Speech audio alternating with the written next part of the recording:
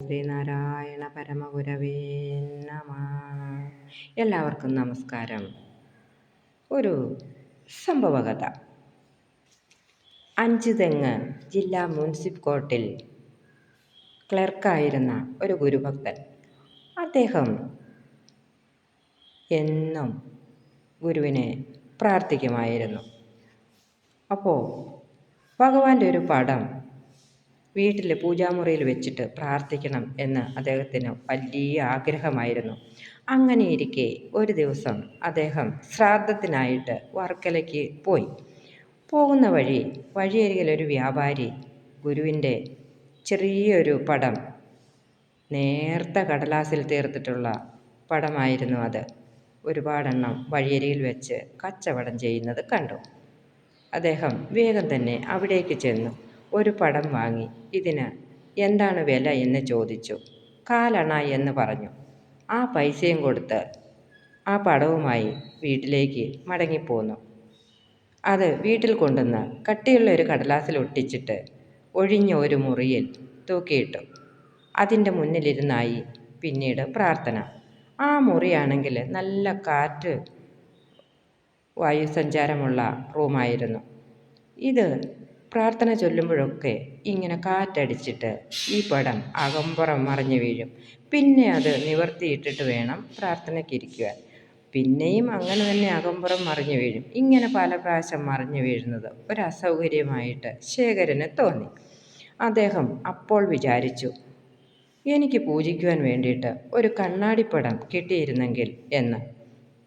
ഈ ആഗ്രഹം പക്ഷേ അദ്ദേഹത്തിന് നടപ്പിൽ വരുത്താൻ സാധിച്ചില്ല.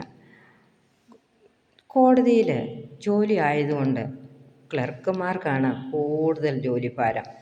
ആയതിനാൽ തന്നെ ഒഴിവ് ദിവസങ്ങളിലെല്ലാം കോടതിയിൽ ഹാജരായി തൻ്റെ ജോലികൾ തീർക്കേണ്ടത് അദ്ദേഹത്തിന് ആവശ്യമായിരുന്നു. അതിനാൽ തന്നെ തിരുവനന്തപുരത്തോ കൊച്ചിയിലോ എവിടെയെങ്കിലും പോയി ഗുരുവിൻ്റെ ഒരു കണ്ണാടിപ്പടം വാങ്ങുവാൻ അദ്ദേഹത്തിന് സാധിച്ചുമില്ല.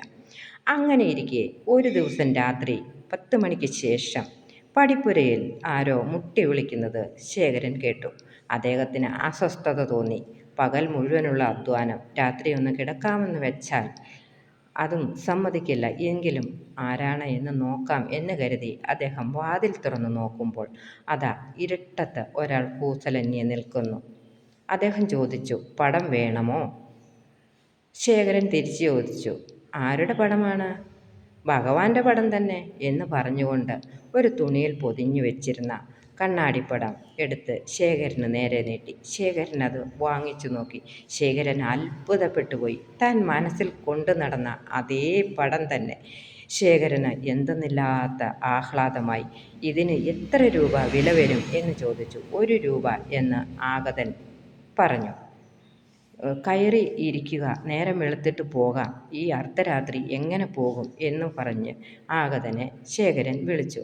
എന്നാൽ അദ്ദേഹം കയറിയിരിക്കാൻ കൂട്ടാക്കിയില്ല. പോയിട്ട് എനിക്ക് തിരക്കുണ്ട് എന്ന് പറഞ്ഞ് മുറ്റത്ത് തന്നെ നിൽപ്പായി.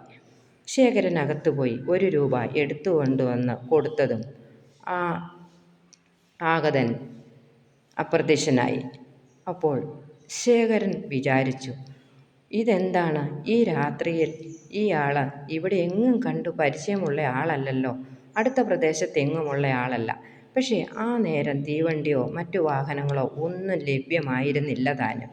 എന്നിട്ട് ഈ ആൾ എവിടെ പോയി എന്ന് ഓർത്ത് ശേഖരനും ഭാര്യയും അത്ഭുതപ്പെട്ടുപോയി.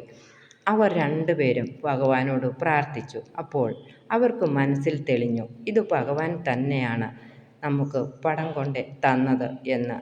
ഓം ഭക്തവത്സലായ നമഃ.